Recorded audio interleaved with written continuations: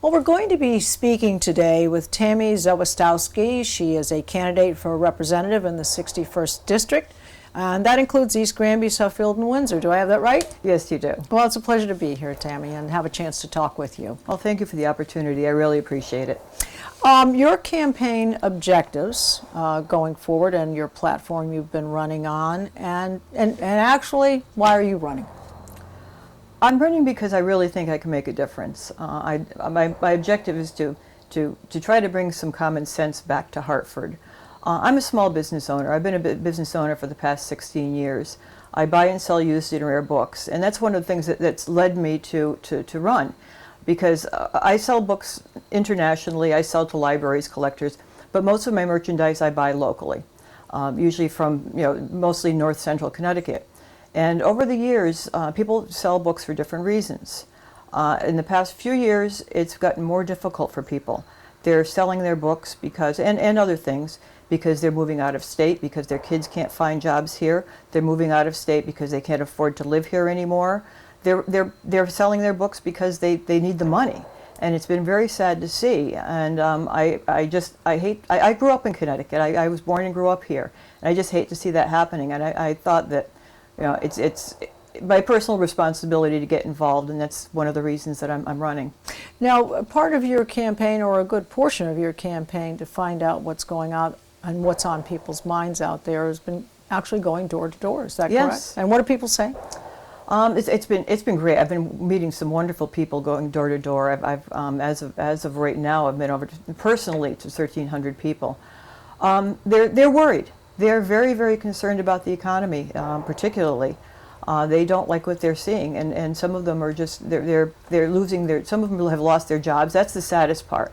When you go to a door and want to talk about things, and they say, "Gee, I just got laid off last week. I don't know what I'm going to do." And the trickle-down effect goes because if their sons or daughters don't have jobs, and the whole family is in dire need of assistance. That's it. And people are having problems affording, gas, food, anything else. They are very concerned. Even gas to go and have an interview for a job. Yes, yes. So the major issue does seem to be jobs, and the economy. And the economy. Those Yes. are the two forefronts, which are pretty much what is happening on a national basis. Mm-hmm. So your determination to run then is that you feel that you have the background, the experience, and the passion to get out there and to change things. Yes, something really needs to be done. There has to be some change in Hartford. We have single party rule in Hartford. We have between the Democrats have both houses and also the governorship, and it just hasn't done us any good. We need some different viewpoints in Hartford. Mm-hmm. Well, what do you consider primary issues that need to be addressed for the 61st District, and how do you see that dovetailing into Connecticut's? What do you see specifically for your towns? Well, the 61st District is great because we've got some advantages that some other towns don't have. We have excellent access to transportation infrastructure. We've got Bradley Airport, we've got the I-91 corridor. We've also got a lot of agricultural land, including a lot of open space, which is really great for quality of life issues.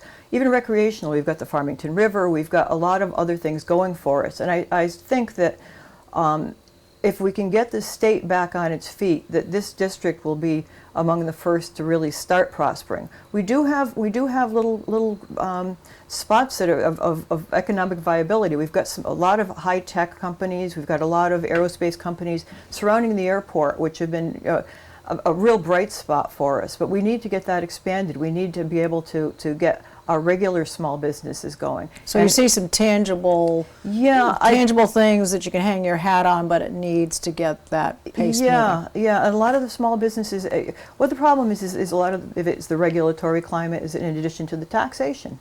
The businesses are getting hurt by taxes, and some of the red tape, some of the different things that businesses have to go through these days just to stay around is very onerous. Well, jobs, obviously, as you've said, are critical to the healthy economy. How do you see Connecticut improving its business ranking? It's now currently 43rd position, 7th from the bottom, with California being the worst, Texas being number 1. how do you see Connecticut is going to be in a better position itself? Well, to add insult to injury, in addition to what you just told me, we just got ranked dead last by the worst run state by Barron's. I mean, this is not good. It does not give business the confidence to try to locate here or to stay here. What I would do is, rather than giving money, large chunks of money away to corporations, like in the first 5, I would concentrate more on trying to lower the tax and regulatory burdens on businesses, and so that all the businesses can benefit, and to lower the tax burden on the business customers. The first 5 program, I can kind of understand what they're getting at, but the cost per job is extremely high when you look at the millions of dollars that they're picking and choosing the companies as well. It's just it really needs to be spread out to all businesses. And encourage actually the smaller businesses that are established here, and that perhaps some other businesses that might come from adjoining states too may move to Connecticut, easy move from Massachusetts to Connecticut if the opportunity was better. Oh, absolutely. Now, what about the HOV lane? Theoretically, they're looking at putting tolls, fees, whatever you want to call them, on the HOV lane. Do you see that as a plug for the $144 million deficit we have in the current budget? Is that? It sounds more like a budget gimmick to me.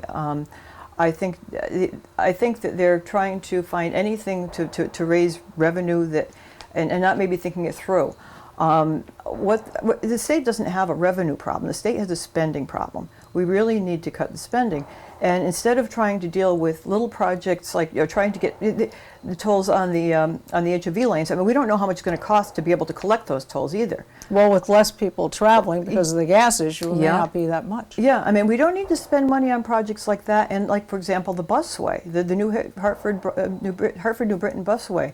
I mean, that and there's no proven demand for a lot of these things. And granted, it's nice to have ideas, but they really need to have some basis in reality. Well, what would you see if you were to actually win this election? What would you see would be the key initiatives that you would start out with?